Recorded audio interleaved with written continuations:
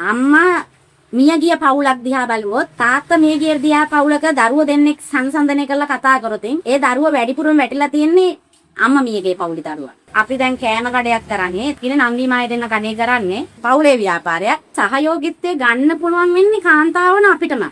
මොකද මහත්යට සද්දෙට ඇහෙන්න බඩු පොලේ ගැහෙන ඒ ටිකට වඩා පොඩි ආදරණීයව ගිහින් කිව්වොත් එතකොට අනිවාර්යෙන් ස්වාමියා රැඳෙනවා. සියල්ලම ආදරෙන් කරන්න ඕන.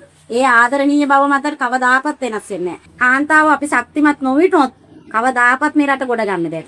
අම්මා ගෙදර ගොඩ ගත්තොත් තමයි ගම ගොඩ ගෙනිල් තියෙන්නේ. ඒ වගේ සමත්ත විදිහට මුළු රටම ගොඩ නගන්න පුළුවන් ගැහණියටම තමයි. මේක එලිපත්ත උඩ ඉඳලා ඇටාහුරක් එළියට විසි කරා නම් පැලවෙන රටක්. පිට රටවල වල මිනිස්සු මේ රටට මෙච්චර ගිජු වෙන්නේ ඒකයි. අස්වැසුමෙන් 7-8,000 15,000ක් ගන්නවට වඩා තමන්ගේම පොඩි හෝ ව්‍යාපාරයක් පටන් අරගන්නවා නම් ඒක හරිම වටිනවා. අනුන්ගෙන් යැපෙන මානසිකත්වේ නම් ඉන්න එපා.